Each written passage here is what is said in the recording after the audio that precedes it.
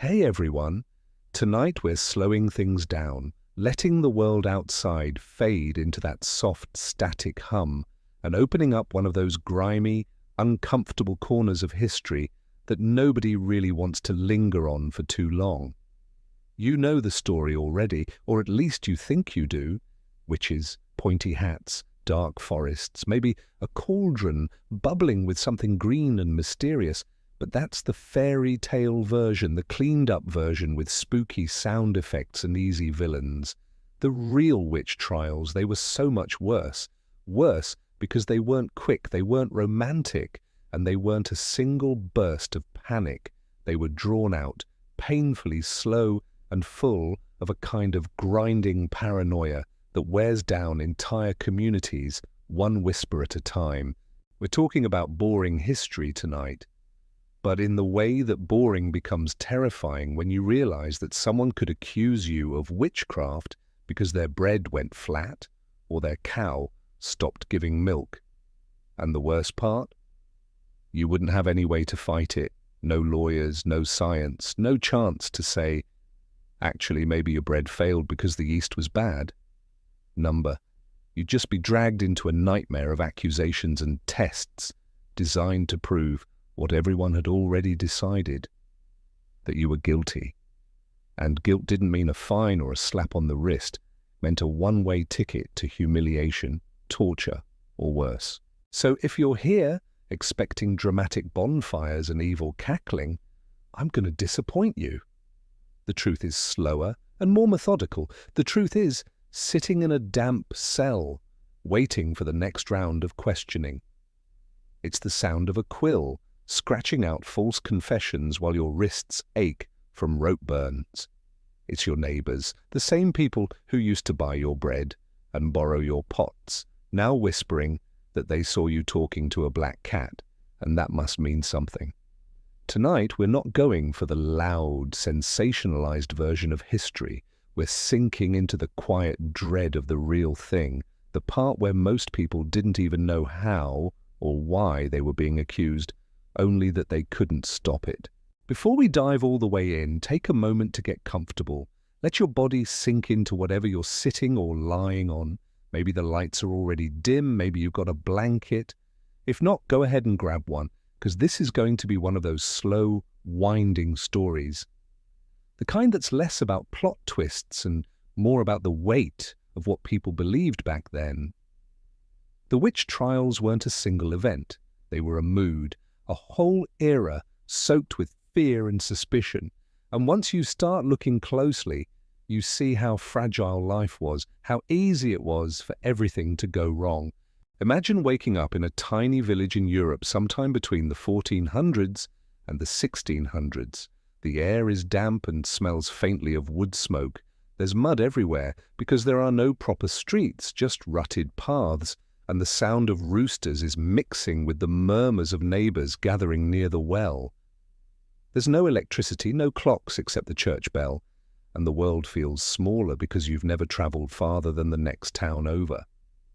When something strange happens, like a sudden storm or a fever sweeping through the children, there's no explanation. No weather app to tell you why the skies turned black, no doctor with antibiotics, just fear. And fear needs a story. It needs someone to blame. That's the world the witch trials grew out of, a world where every misfortune was personal. Your sheep die, someone cursed them. Your baby is sick, someone's jealous of you. The bread won't rise. The woman down the road must have whispered something dark under her breath. It sounds ridiculous to us now, but back then it made perfect sense. When the world feels random and dangerous, you start looking for patterns.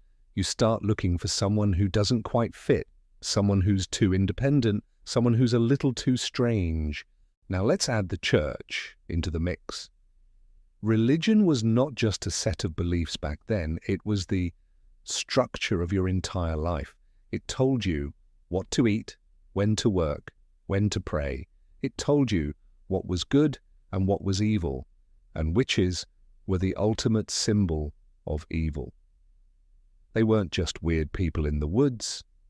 They were believed to be servants of the devil himself. That meant accusing someone of witchcraft wasn't just gossip. It was a holy mission. You were saving your town, your soul, maybe even the whole world by pointing the finger. And once suspicion started, it spread like wildfire. Someone would remember that you once cured a headache with a strange tea, or that you muttered to yourself while working in the garden. Suddenly those things weren't just quirks, they were signs. And because people didn't understand how the world worked, because they couldn't explain crop failures or diseases, the idea that someone was secretly controlling these things with dark magic seemed almost comforting. At least it meant there was a reason for your suffering. The problem was, once the idea of witchcraft took root, it never stopped at one person. It was contagious. If you were accused, you might be forced to name others, neighbors, friends, even your own family, just to stop the pain. And the village would tear itself apart, each person pointing at someone else in the hope that the blame would shift away from them. It wasn't quick. It wasn't loud. It was slow, like rot spreading through wood. You didn't notice it happening until suddenly half the town was under suspicion and nobody trusted anyone anymore. Let's talk about how this whole nightmare started for someone, because the process was as random and cruel as it was predictable. You didn't need to do much of anything to be accused of witchcraft. You didn't need to carve pentagrams into your floor or dance naked under the moonlight. You just had to exist in a way that made someone uncomfortable. Maybe you were a widow who owned a small plot of land, and your neighbor thought it would look better attached to his property. Maybe you had a squint, a limp, a scar, something that made you stand out in a world that was obsessed with sameness. Or maybe you just didn't smile enough at the market. People remember these things when they're scared, and they twist them into something darker. It often started with whispers, nothing formal, just muttered comments when you walked by. She's always alone. Did you see the way her cat looked at me? That woman's bread rose too perfectly. She must have help from something unholy. Sometimes it was even worse. A child would have a nightmare, or claim to see shadows in the corner of the room, and suddenly the entire household would insist that someone had cursed them. People wanted explanations for everything, and in a world without science, the easiest explanation was always magic. Dark magic. Someone was doing this on purpose. Then came the accusation. This could happen in the marketplace, in church, or even just over a garden fence. Someone would look you in the eye and say, "I think you've been speaking with the devil." And just like that, the air changed. You could feel it. It didn't matter how you protested, how loudly you said no. In that moment, suspicion stuck to you like tar. People who once smiled at you would turn their backs. They'd cross themselves as you passed. You might wake up the next morning to find that nobody will speak to you, and that's the first step toward being hauled off to a trial. And the word trial makes it sound formal and fair, but it wasn't. Not really. A trial was just a ritual to confirm what everyone already believed. You didn't need evidence. You just needed someone to point and say, "She cursed my crops, Kiki," or "I saw her talking to a black goat at midnight." And that was enough to drag you into the system, and once you were in, getting out was almost impossible. The so-called tests were meant to prove your guilt, but they were designed so you could never win. There was the infamous swimming test, where they'd tie you up and throw you into a river or a pond. The logic was that water, being pure, would reject you if you were a witch, meaning you'd float. And if you floated, congratulations, you were guilty. If you sank, you were innocent, but you might also be dead. So that wasn't much of a victory. It was a lose-lose situation from the start. Then there were the witch marks. The examiners, often men with very little medical knowledge, would strip you down and poke every inch of your body, looking for anything unusual. A mole, a freckle, a birthmark. All of these could be declared devil's marks, proof that a demon had kissed you or fed off your skin. Sometimes they'd jab these spots with needles or pins, and if you didn't flinch, which could happen if you were numb with fear or shock, that was considered further proof. It didn't matter if you screamed or cried. It didn't matter if you bled. They had already decided what they wanted to see. And if those tests didn't get the answer they wanted, there were always the neighbors, the so-called witnesses. People would come forward with the vaguest stories, and they were taken seriously. Someone would claim you cursed them because they felt sick after eating your bread. Someone else would say they saw you walking near the woods at night, as if that were enough to prove you'd been dancing with demons. And once the accusations started piling up, it was like a landslide. One person's story led to another's, and suddenly you were drowning in 100 half-truths and lies. But the worst part of all this wasn't the tests or the accusations. It was what came next, the interrogations. They'd lock you up, sometimes for days, sometimes for weeks, and question you until your mind started to break. And if you didn't confess, they had ways of making you. They believed a real witch wouldn't admit guilt unless the devil's hold on her was broken, which of course meant torture. Torture wasn't just a side note in these trials, it was the engine that made them run. The entire system was built on the idea that people wouldn't confess unless they were guilty, and that if they weren't confessing, they just needed to be pushed harder. So they pushed. They tied ropes around your wrists and ankles and pulled until your shoulders dislocated. They crushed your thumbs in metal screws until the bones splintered. They deprived you of sleep for days, keeping you awake with questions, lights, and shouting until you didn't even know your own name anymore. And here's the terrible thing. Torture worked. Not because it uncovered the truth, but because everyone breaks eventually. You can only endure so much pain, so much fear, before you'll say anything just to make it stop. You'll admit to flying on broomsticks, to dancing with the devil, to cursing your neighbor's cows, even if none of it happened. People would start inventing wild, vivid stories under torture, describing witches' sabbaths, strange potions and demonic animals, all because the interrogators were feeding them these ideas and they were too broken to resist. And once you confessed, it didn't end. The interrogators would demand names. "Who else was with you?" they'd ask, and you'd be so desperate to stop the pain that you'd start naming anyone who came to mind, your friends, your family, your neighbors. And then those people would be dragged in, tortured, and forced to name even more. It was a chain reaction, a web of accusations that grew and grew until entire towns were swallowed up in suspicion. But this wasn't just about fear of the devil. There was something uglier at work too, money. When someone was accused of witchcraft, their property could be confiscated by the state or the church. Their land, their animals, their home, all of it could be taken and divided up among the people in power. So accusing someone wasn't just a moral crusade, it could also be profitable. If you were a landowner and wanted more property, what better way than to accuse your neighbor of being a witch? It sounds cynical, but it happened more than people realize. Now let's step back for a moment and look at the bigger picture, because while we've been talking about villages and neighbors pointing fingers, this wasn't just a local drama, this was Europe in full-blown hysteria.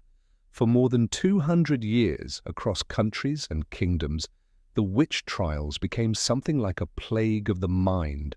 Germany, France, Scotland, Switzerland, Italy, no one was immune. You can almost trace the spread of paranoia like wildfire, licking across a map, leaping from one terrified community to another. The numbers alone are staggering. Tens of thousands of people, mostly women, but not exclusively, they were accused, tortured, and executed. And these weren't isolated events. Whole regions would become obsessed with wave after wave of accusations until the very structure of society seemed to sag under the weight of it. Part of this explosion came from the rise of professional witch hunters. Yes, that was a real job, an entire career built on finding, accusing, and condemning supposed witches.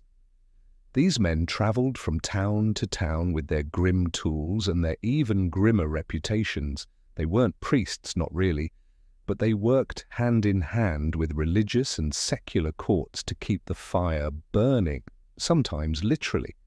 And the thing is, they were good at what they did, not because they found real witches, but because they knew how to manipulate fear. They'd arrive in a village and start whispering about dark forces, about secret gatherings at night, about a pact with the devil that might be happening right under the townspeople's noses. By the time they'd finished talking, someone would always remember something suspicious. Someone would always be accused. And here's the part that makes you shiver a little. The witch hunters had manuals, actual how-to books on spotting, interrogating, and convicting witches. The most infamous was Malleus Maleficarum, the Hammer of Witches, written in the late 1400s. It's the kind of book that feels like it was cobbled together by paranoia itself. Page after page of instructions on how to detect witchcraft, how to torture confessions out of people, and how to ignore anyone who dared to say, wait, maybe we're wrong. This book wasn't just popular, it became the official blueprint for hunting witches all across Europe.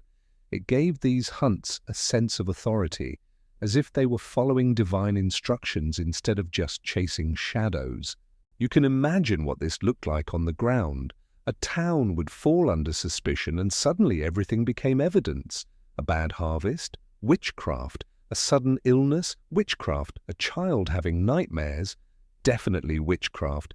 And because these accusations could happen anywhere, no one was safe. Rich or poor, young or old, anyone could be swept into the madness. But let's be honest, most of the accused were women, particularly those who were older, widowed, or just lived slightly outside the expected roles. Women who owned property, women who worked with herbs and healing, women who simply existed without a man to vouch for them. They became easy targets because they had no shield, no one to defend them when the whispers began. But it wasn't only women. Men, too, were caught up in the hysteria, especially if they were associated with accused women or if they dared to question the validity of the trials. There were even children accused, and children forced to testify against their parents. The paranoia was so contagious that even a child's trembling story could lead to death sentences. Imagine being 9 or 10 years old, terrified, told by adults that you have to speak or something terrible will happen, and so you blurt out whatever comes to mind, and suddenly your mother is on trial for her life. The sheer scale of these trials in some places is hard to wrap your head around. In Germany, some towns lost entire generations of women. Entire communities were emptied out. There were cases where more people were executed as witches in 1 year than had been born in the town for decades. And it wasn't done in some dramatic, fiery way like the movies make it seem. Sure, sometimes they burned people at the stake, but hanging was also common, and in many places the process wasn't theatrical, Keats, it was just bureaucratic. You were accused, tortured, confessed, and disposed of. It was all horrifyingly routine. The scariest part? This wasn't just some fringe belief held by a few zealots, this was mainstream. Educated people, judges, priests, scholars, they all took part. They wrote books, they delivered sermons, they collected evidence with the same seriousness that we would reserve for a scientific investigation today. And the people in the villages, the ones living under this cloud of fear, had no reason to doubt them. When the men in robes said, "There is evil among you," everyone nodded because who were they to argue? To argue was to risk becoming the next name whispered in the dark. If you want to understand how something like this can happen for so long, you have to look at the way fear was managed, not just as a feeling but as a tool. Fear was power. The authorities, both church and state, knew that a fearful population was easier to control. If people were worried about witches lurking among them, they were less likely to question the bigger problems. like poverty, taxes, or the corruption of the very institutions accusing them. It's a grim kind of sleight of hand. Distract the people with the devil hiding in the next house over, and they won't notice the real devils sitting at the top of the social ladder. Religion was the perfect partner in this. In both Catholic and Protestant regions, the Church played a central role in fueling the witch panic. Preachers would give sermons about how the devil was working through ordinary people, how even your own family could be his pawns. Imagine sitting in a cold church, surrounded by neighbors, and hearing that evil could be anywhere, in your home, in your bed, in your own thoughts. It made people suspicious of each other, but also of themselves. Maybe you had a bad dream last night. Was that a sign you'd been touched by the devil? Maybe you muttered a curse when you stubbed your toe. Was that sinful? Fear of witchcraft wasn't just about other people. It wormed its way into the mind, made you doubt your own soul. Gender played an ugly, central role too. Women were seen as more susceptible to temptation, more connected to the body and to sin. The Malleus Maleficarum flat out said that women were more likely to become witches because they were weaker and more impressionable. It's hard to overstate how damaging that idea was. It turned everyday traits, independence, intelligence, even beauty, into reasons to suspect a woman of being in league with the devil. And so the trials became, in many ways, a purge of women who didn't fit the narrow mold of what society wanted them to be. Communities tore themselves apart under this pressure. Neighbors turned against each other, not because they were evil or cruel, but because they were afraid. If someone accused you of witchcraft, one of the only ways to save yourself was to accuse someone else. It was a toxic chain reaction, a spreading fire that burned through friendships and families alike. You couldn't trust anyone, not even the people you loved most, because fear makes betrayal look like survival. Let's slow down for a moment and really imagine what it felt like to be accused. Not the screaming mob, not the fire and brimstone. I mean the quiet moments, the ones where you're left alone with the fear. You wake up in a cell that smells of damp straw and old sweat. The walls are rough stone, cold against your skin, and there's no window, no light except for a thin grey beam slipping through a crack high above your head. The day is measured not by clocks or sunlight, but by the sound of footsteps, the guard bringing stale bread and water, the priests arriving to ask the same questions over and over. Do you confess? Who else was with you? What spells did you cast? The words blur together after a while, as if they're not even asking for answers anymore, just waiting for you to break. The hours stretch out endlessly. Sometimes it's so quiet you can hear your own breathing, your own heartbeat, and it's terrifying because it makes you realize how alone you are. Nobody is coming to save you. Maybe your family has already turned their backs because who wants to be associated with someone accused of witchcraft? Maybe your neighbors have already claimed your property, your chickens, your cow. Everything you built your life on is slipping away piece by piece while you sit here powerless. And the fear doesn't hit all at once. It creeps in like water soaking into cloth. At first, you tell yourself this is a mistake, that someone will realize the truth and let you go. But days pass, then weeks, and every time they drag you into the chamber, the one with the instruments hanging on the wall, the ropes and metal clamps and spikes that catch the light, a part of you starts to believe them. Maybe they're right. Maybe you really are cursed. Maybe the devil is whispering in your ear, and you just never noticed. That's the twisted genius of the system. It made you doubt yourself, made you complicit in your own destruction. There's a kind of boredom in this horror, which sounds strange to say, but it's true. The waiting, the sitting, the endless cycle of questioning and silence. You're not living anymore, you're just existing in the cracks between interrogations. You can't sleep properly because every time you close your eyes, you hear footsteps and think it's them coming for you again. And when they do come, when they untie your hands just long enough for you to eat, or when they strap you down to ask more questions, you feel almost relieved because at least something is happening. At least you're not just sitting in the dark with your thoughts. The humiliation is constant. You're stripped, examined, poked with needles as they look for marks of the devil. You try to explain that the scar on your shoulder is from when you fell as a child, that the mole on your arm has been there since you were born, but they don't care. They don't hear you. They see what they want to see. And the more you protest, the more they believe you're hiding something. Silence is suspicious. Shouting is suspicious. Tears are suspicious. There's no right way to behave because the game is rigged from the start.